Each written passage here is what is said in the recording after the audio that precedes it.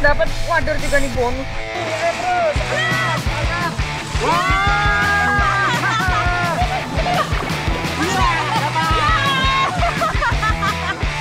Ini sampai kayak gini.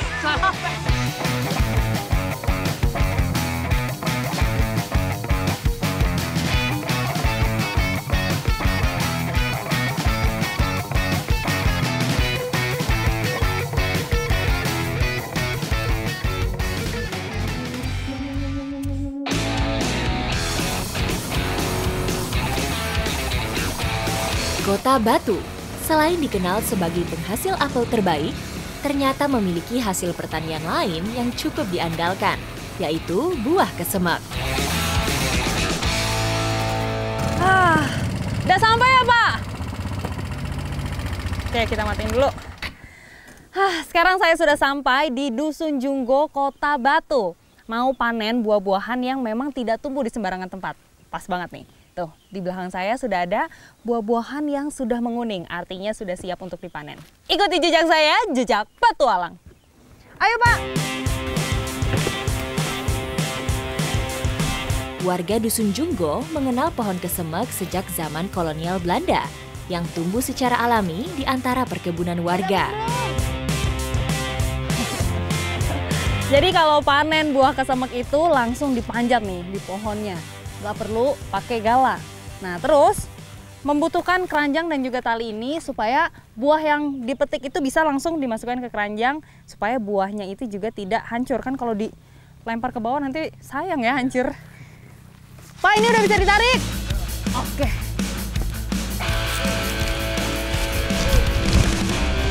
Buah kesemek dari Dusun Junggo dikenal karena ukurannya yang besar dibanding dari daerah lain. Bahkan memiliki diameter hingga 7 cm. Sekarang saya juga mau ikutan naik nih. Nggak afdol rasanya kalau nggak metik langsung buahnya. Nggak enak nungguin di bawah doang. Tunggu ya, Mas. Saya mau manjat dulu. Aduh, enaknya dari mana ini ya? Pak, tolong, Pak! Wah! Mantap juga nih. Untungnya, kesemek bertipe pohon dengan banyak cabang. Jadi mempermudah saya saat memanjatnya. Bentar, Pak. Pohon ini berusia lebih dari 30 tahun. Bahkan pohon kesemek tertua di desa ini berumur lebih dari 75 tahun. Nah, kalau kayak gini kan enak nih, duduknya udah nyaman. Udah PW ya, Pak? Oke, sekarang kita tinggal metik-metikin buahnya yang ada di sekitar. Karena ini sebenarnya banyak banget yang udah bisa dipanen. Pohon kesemek hanya berbuah 1 kali dalam setahun. Beruntung, saya datang ke tempat ini di waktu yang tepat saat musim buah akan berakhir. Oh, kayak gini nih isinya nih. Coba ya, Pak.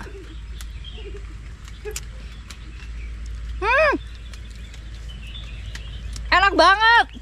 Manis banget loh, Pak. Beneran. Ini rasanya manis banget. Kayak mangga. Selain berukuran besar, kesemek dari Dusun Junggo juga dikenal karena rasanya yang manis.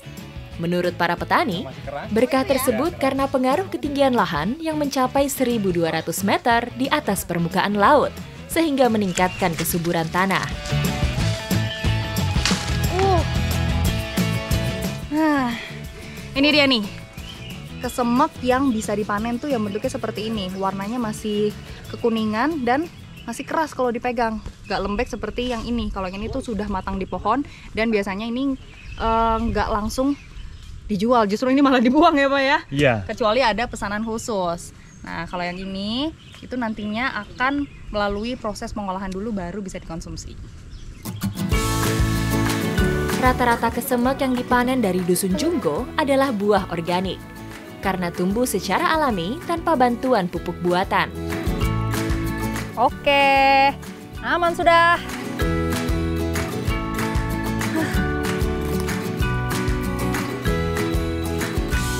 Wah, akhirnya. Tadi saya udah bingung gimana cara turunnya. Tapi untuk turun ke bawah ini memang harus lebih hati-hati karena takutnya merosot langsung ke bawah. Untungnya tadi sambil dipegangin juga. Memang untuk panen buah kesemek butuh perjuangan.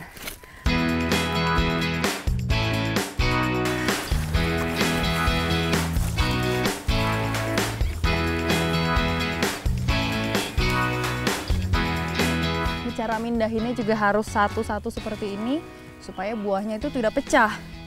Jadi buah kesemek itu butuh perlakuan khusus. Ya nggak jauh beda lah ya sama manusia. Butuh perhatian juga ya Pak. Iya. Biar dia nggak rusak. Buah yang cacat atau rusak akan mengurangi harga jualnya. Udah kumpul semua ya di sini. Yuk kita langsung angkat aja Pak. Wah! Buah-buah ini harus segera diangkut supaya tetap segar ketika sampai ke pembeli. Dah, aman. Nih buah kesemeknya sudah siap untuk dibawa, tapi memang bawanya harus pakai ATV. Tadi Pak Budi bilang jalurnya agak susah. Jalurnya susah. Makanya saya juga penasaran seperti apa. Ikuti jejak saya, jejak petualang. Ayo Pak. Oke. Langsung saja kita gaskeun. Inilah alasan kenapa kami mengangkut hasil panen menggunakan kendaraan jenis all-terrain vehicle atau yang sering disebut ATV. Jalur yang dilalui ini melewati sungai, tapi memang sungainya tidak terlalu dalam, jadi masih bisa dilewati oleh ATV.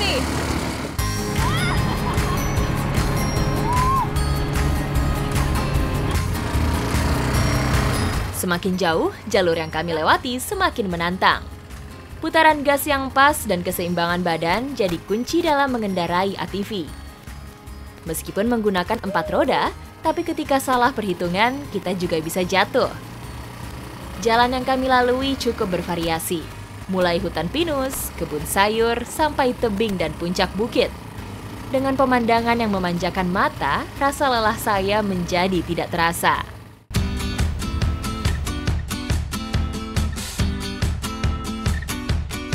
Buah yang masih setengah matang tidak bisa langsung dikonsumsi karena mengandung getah yang menimbulkan rasa sepat. Nah, ini berarti disortir dulu, Pak? Iya, habis disortir kita masukkan kapur dulu ke air, habis itu direndam. Oh, jadi ini nanti direndam ke air kapur ya? Iya dulu, buat air kapur dulu. Masukkan air kapurnya, Mbak. Ini dimasukin semua ke sini, Pak? Semua, nggak apa-apa, semua. Salah satu cara menghilangkan rasa sepatnya yaitu direndam di air kapur. Sekarang saya lagi bikin air kapur. Jadi nanti buah kesemeknya ini direndam selama 3-4 hari di air kapur. Itu untuk menghilangkan getahnya. Jadi nanti kalau dikonsumsi lebih enak ya? Iya. Menurut cerita yang beredar, memeram kesemek menggunakan air kapur ditemukan secara tidak sengaja. Pada zaman Belanda, buah ini jatuh pada cairan kapur yang banyak digunakan untuk membangun rumah. Setelah beberapa hari, buah tersebut kemudian diangkat. Saat digigit, rasanya berubah menjadi manis. Nah, kalau sudah direndam bentuknya seperti ini. Jadi kapurnya itu menempel di buahnya. Bisa langsung dikonsumsi. Ini namanya buah genit, Mbak. Buah genit? Iya. Waduh, jadi nggak cuma orang doang yang genit. Buah juga bisa genit. Di Batu ada lagi kesemek yang namanya kesemek glowing, nggak pakai kapur. Kesemek dijuluki buah genit karena penampilannya yang selalu bersolek tepung putih mirip bedak. Nih, kelihatan jelas banget perbedaannya yang sudah direndam kapur dan ini buah glowing. Jadi ini buah genit, ini buah glowing. Saya pengen glowing juga dong, Pak. Bisa nggak, Pak? Bisa. Ikut direndam juga. Ya. Buah kesemek glowing ini menjadi ciri khas Kota Batu karena adanya cuma di Batu dan udah bisa langsung diolah. Sekarang saya penasaran nih, kalau diolah kira-kira seperti apa? Ikuti jejak saya, jejak petualang.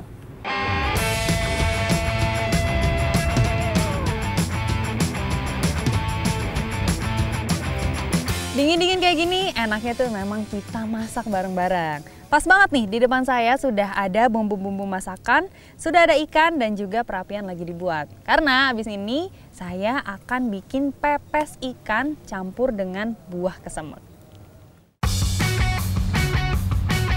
Kombinasi masakan ikan dengan buah sering dilakukan untuk memperkaya rasa. Nah, buah kesemeknya kalau sudah dikupas seperti ini, tinggal dipotong-potong kecil-kecil kayak bentuk dadu. Pak, ini saya pinjam dulu ya. Cincang semua bahan dan bumbu, lalu campur dengan ikan yang sudah dibersihkan. Sekarang bungkusannya udah ada banyak, waktunya kita bakar. Untuk mematangkan pepes kesemek, kami menggunakan bara api. Panggang sampai daun berubah warna dan harus segera dibalik ketika sudah menghitam. Nih aromanya sudah wangi. Berarti artinya sudah matang. Karena kelihatan juga nih dari bentuk daunnya udah keriput-keriput terus gosong. Jadi artinya ikan di dalamnya juga sudah matang. Kita angkat aja yuk. Mas, sini Mas, udah matang ini. Pepes matang, nasi juga datang. Lengkap sudah menu santapan siang hari ini. Yo, coba ini Mas. Aduh, ini masih panas.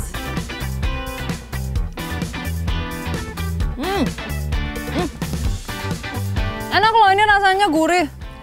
Terus beneran kesemeknya itu meresap ke ikannya, jadi rasanya semakin manis. Ada gurih, ada manis.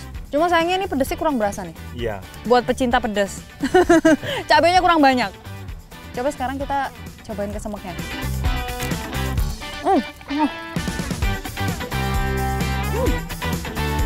Enak banget.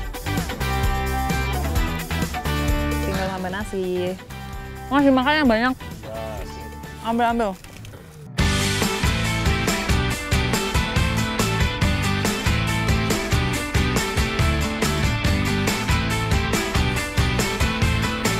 Kesemek ini merupakan buah yang rendah kalori. Jadi kalau makan buah kesemek itu cocok nih.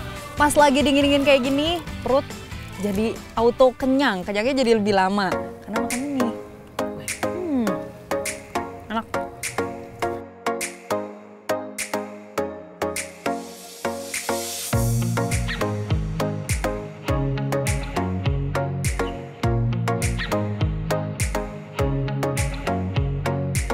Walaupun saya datang di penghujung musim, tapi saya masih merasa beruntung karena bisa nyobain buah kesemek. Apalagi setelah berinovasi dengan mengolah buah kesemek dijadikan pepes kesemek. Apalagi rasanya juga luar biasa enak ya ternyata ya.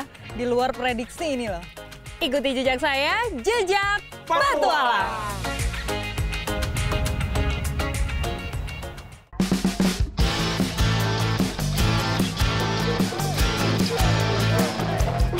Kali ini saya bisa nyobain megang banteng. Emang benar ternyata nggak mudah ya.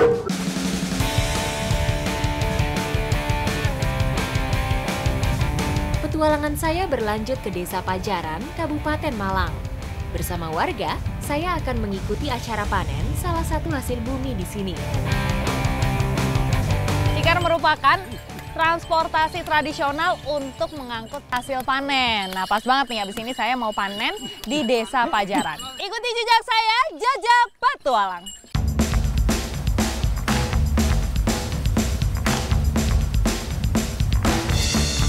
Sekarang saya sudah sampai di lokasi panen. Tuh, di dalam juga sudah banyak yang panen. Abis ini saya mau ikut ke sana. Nanti setelah itu hasilnya saya bawa ke sini. Oke, Pak? Tungguin ya. Sebagian besar warga Desa Pajaran berprofesi sebagai petani. Tak heran jika lahan pertanian membentang luas di desa ini.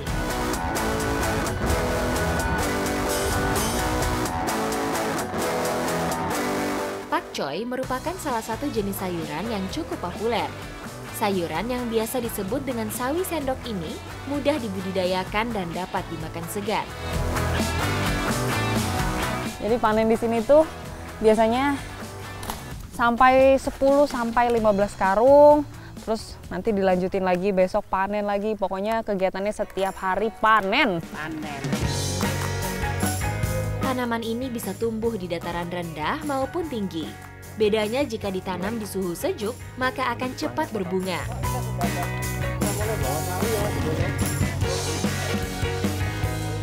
Nah, udah kenceng nih Pak.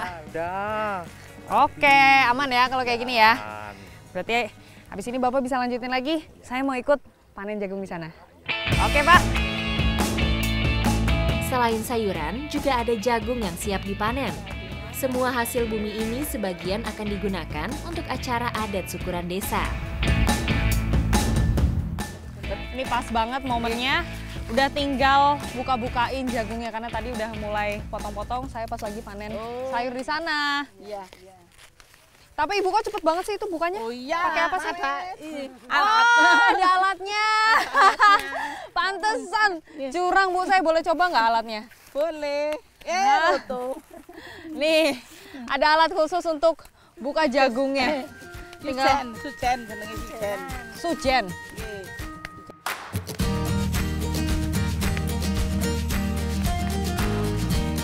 Selain mempererat rasa gotong royong, panen ramai-ramai seperti ini juga bisa memangkas waktu, sehingga lebih cepat selesai.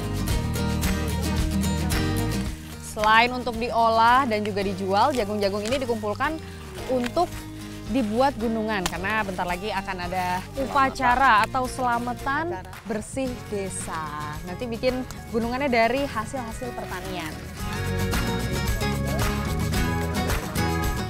Nah, kalau sudah dikumpulkan seperti ini, nanti tinggal dibawa per karung ke Cikar. Tak perlu menunggu lama, semua hasil bumi langsung kami naikkan ke atas Cikar atau gerobak sapi.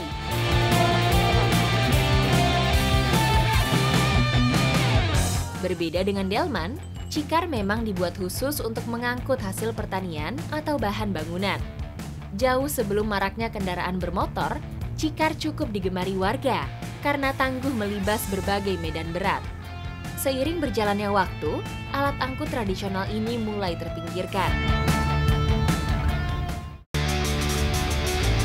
Dari Desa Pajaran, saya menuju ke Desa Pendem, Kota Batu untuk mengikuti acara bersih desa. Festival Budaya Bersih Desa Pendem dilakukan setiap 2 tahun sekali dan dilakukan oleh masyarakat dan antusias warga. Nih, lihat nih, dari gunungan yang ada di samping saya, terus di belakang juga ramai sekali. Anak-anak sudah siap dengan sepedanya menuju ke titik pawai. Ikuti jejak saya, jejak petualang. Selain gunungan sayur, ada juga pertunjukan seni dari persembahan dari warga sekitar. Ada juga kesenian Bantengan, itu merupakan kesenian khas dari Jawa Timur, khususnya di daerah Mojokerto, Malang, dan juga Batu. Unsur tari pencaksilat dan musik membuat Bantengan mempunyai daya tarik tersendiri. Selain reog dan kuda lumping, kesenian tradisional yang ada sejak zaman Kerajaan Singosari ini kerap hadir mengisi acara-acara tradisi masyarakat Jawa Timur.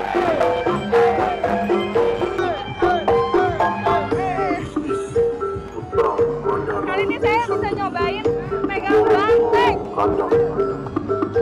Emang benar ternyata nggak mudah ya.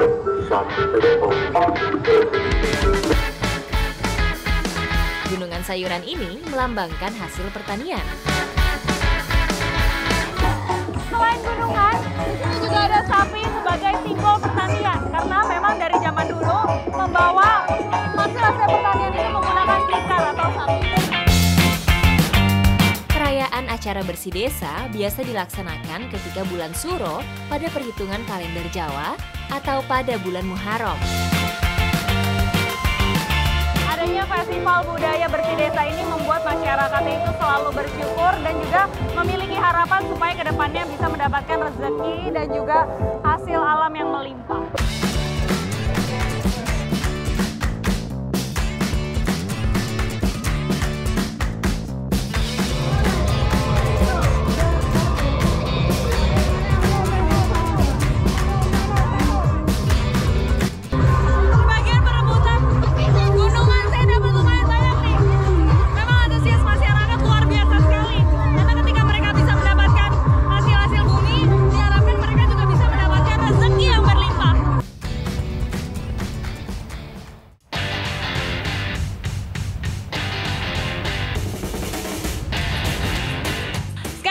sudah berada di Desa Gunung Ronggo akan menuju Sungai Peller. Nah, di sana sudah ada warga yang membendung sungai. Habis ini saya juga mau ikutan untuk mencari ikan. Ikuti jejak saya, jejak petualang.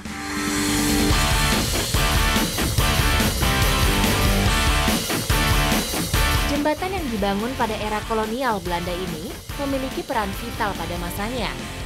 Berfungsi sebagai jalur lori aratu kereta tebu yang menghubungkan kawasan utara dengan selatan. Seiring berjalannya waktu, jembatan ini berubah peran menjadi akses penyeberangan masyarakat karena bisa memangkas jarak tempuh.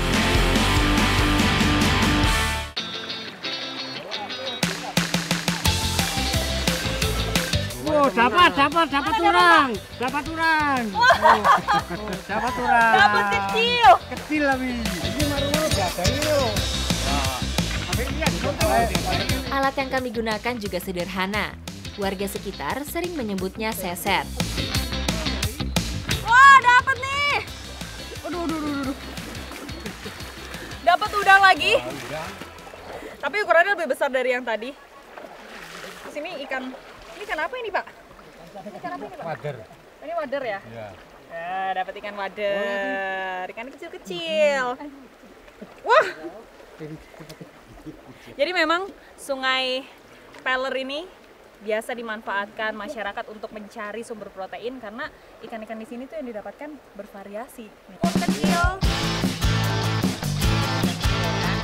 Jenis ikan yang bervariasi menandakan kestabilan ekosistem sungai ini masih terjaga. Ayo dapat satu. Mana, Pak? Ini. Wah, ini dia nih yang tadi kita cari-cari. Ketemu di sini. Ikan gabus merupakan ikan predator yang banyak terdapat di berbagai sungai di Indonesia.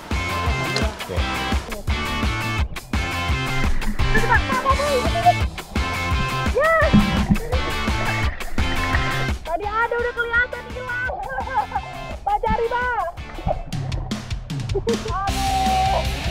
Menangkap ikan dengan cara seperti ini memang susah-susah gampang. Tapi saya tidak boleh menyerah.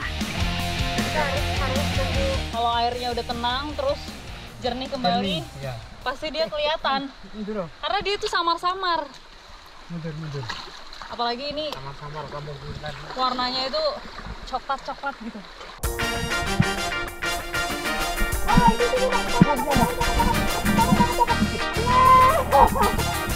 Ini nilainya yang tadi.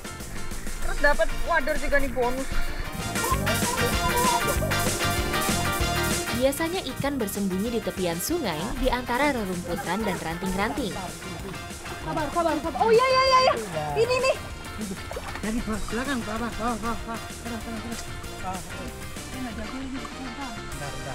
Bantu Pak, sini Pak. Ini jaga juga Pak. Oh ini. Ya, masuk. Ya dapat. Nih.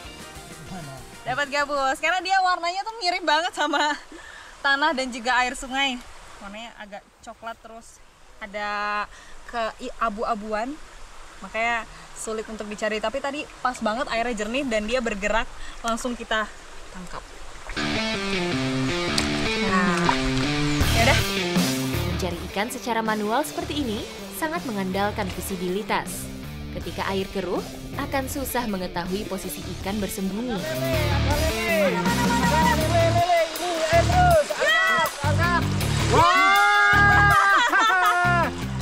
Dapat lele. Kecil.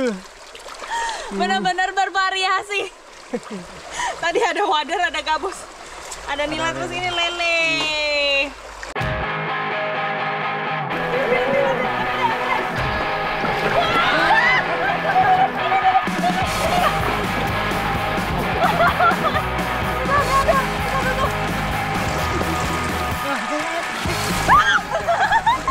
Waduh, mana?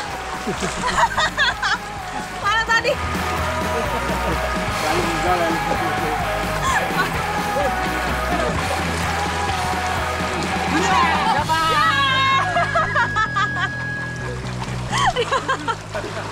Ini sampai kayak gini. Sampai rusak. Sampai sensor yang rusak. Sedikit demi sedikit, ikan mulai terkumpul dan tak terasa sudah mulai banyak. Nah, wah, di sini ikan yang didapatkan sudah lumayan bervariasi. Jadi bisalah untuk mengisi perut kita yang kosong. Pak, abis ini kita olahin ikannya. Abis ini saya akan mengolah ikannya menjadi olahan yang khas. Ikuti jejak saya, jejak petualang.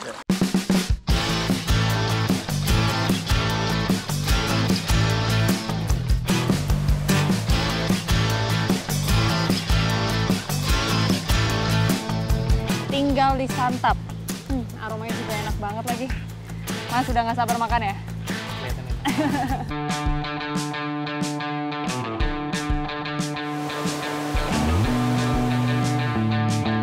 Bumbu-bumbu sudah lengkap dan ikan sudah bersih. Saatnya mengolah hasil tangkapan untuk mengisi perut yang kosong. Ikan-ikan sungai yang didapatkan mau diolah menjadi sup ikan kuah kelapa. Potong kasar semua bumbu tanpa perlu diulek. Lalu kupas kelapa untuk diambil airnya. Batok buah kelapa ini nantinya akan kami gunakan sebagai mangkuk karena masakannya berkuah. Oke, ini air kelapanya sudah siap. Tinggal dimasukin ikan dan juga bumbu-bumbunya. Saya masukin bumbunya ya, Bu. Jadi memang sengaja pakai air kelapa supaya amisnya itu hilang dan memberi rasa gurih pada ikannya. Rebus ikan dan bumbu-bumbu sampai airnya mendidih dan daging ikan lunak. Mas, itu udah matang belum? Halo, Dikit lagi ya. Jadi sambil menunggu supnya matang, kita juga masak bentul. Itu sebagai pengganti karbohidrat. Jadi cara masaknya itu dibakar sampai betul-betul gosong di permukaannya, nanti baru bisa dikuliti, baru dimakan. Bentul atau kimpul termasuk dalam kategori umbi-umbian yang banyak tersebar di pelosok Nusantara. Ini supnya saya tambahkan tomat cherry untuk menambah rasa asam, karena supnya ini kan sudah manis dari air kelapanya tadi, jadi rasanya bisa lebih netral. Tomat cherry akan mengurasi rasa manis pada kuah karena karakter rasanya yang asam.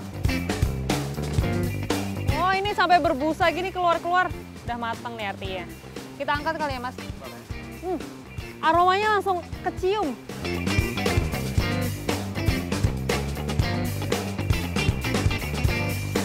Wah, menarik banget nih kalau udah seperti ini. Tinggal disantap. Aromanya juga enak banget lagi. Mas udah nggak sabar makan ya? kelihatan enak. Kupas bentul yang sudah matang, kemudian buang bagian yang berwarna hitam.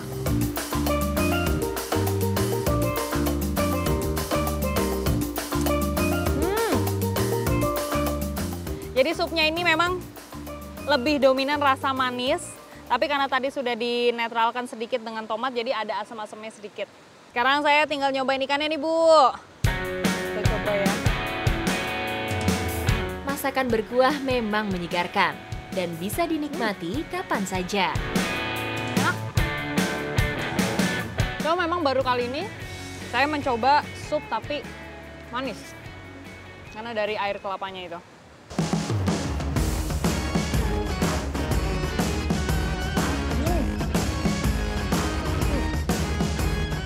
Ini bentuknya enak. Walaupun dia rasanya hambar, tapi enak seperti ubi kayu. Bener nggak, Bu? Cocok nih buat dimakan sama sup.